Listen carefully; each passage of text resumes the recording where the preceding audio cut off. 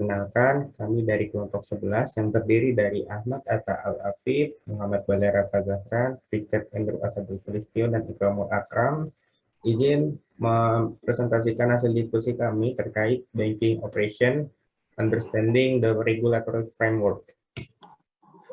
Oke, di sini ada pengantar. Jadi, kegagalan suatu bank besar dapat memicu kerugian melintasi batas negara. Hal ini membuat industri perbankan menjadi kandidat yang sangat baik untuk peraturan pemerintah. Kebijakan perkreditan bank berdampak langsung pada perekonomian, terutama pada saat ekonomi sedang downswing dan upswing.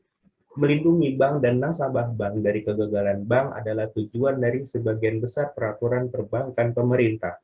Peraturan pemerintah berusaha untuk melindungi deposan bank dan pemangku kepentingan lainnya dari kegagalan bank dan mendorong bank untuk menjadi kekuatan stabilisasi dalam perekonomian. Lalu, apa itu peraturan bank? Jadi, peraturan bank adalah suatu bentuk peraturan pemerintah yang mewajibkan bank untuk memenuhi persyaratan, batasan, kebijakan, prosedur, standar, pengungkapan, dan pedoman tertentu.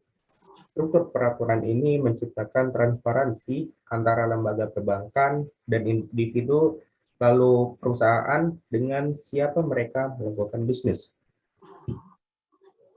Oke. Kenapa kita butuh peraturan bank? Ini dirangkum menjadi dua alasan, yaitu yang pertama, masalah kepentingan umum.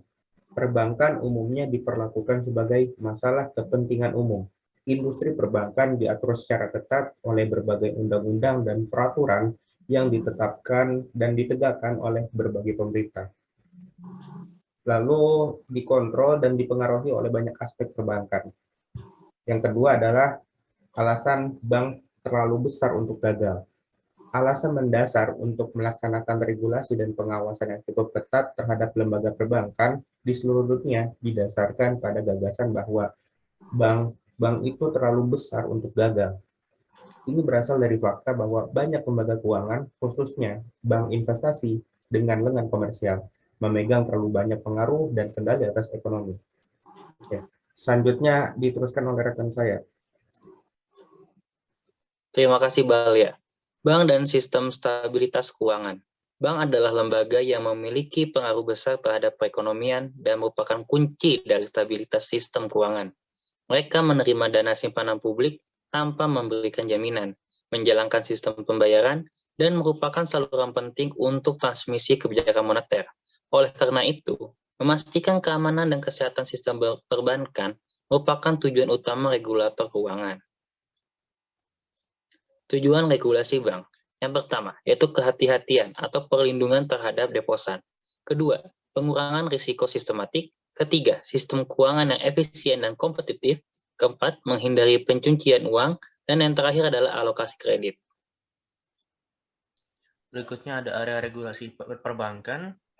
Berikut ini adalah prinsip-prinsip dasar yang mendasari regulasi bank yang banyak digunakan di seluruh dunia. Yang pertama ada minimum requirement atau persyaratan minimum seperti mempertahankan minimum capital ratio. Lalu ada supervisory review. Yang ketiga ada market discipline. Yang keempat ada capital requirement untuk mengukur kebutuhan modal seperti Basel Accord. Yang kelima ada reserve requirement atau cadangan wajib minimum untuk memastikan likuiditas. Yang keenam ada corporate governance untuk mendorong pengawasan ketat pada semua aspek operasional. Yang ketujuh ada financial reporting and disclosure requirements untuk memastikan keakurasian dan reliability dari pelaporan keuangan. Yang kedelapan ada credit rating requirement untuk memberikan perkiraan relative risk yang dihadapi bank.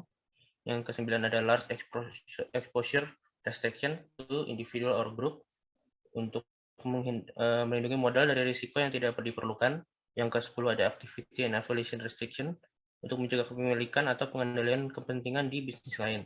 Lalu yang terakhir ada to fail dan moral hazard untuk menghindari situasi di mana pemerintah harus memutuskan apakah akan mendukung bank yang sedang berjuang atau membiarkannya gagal.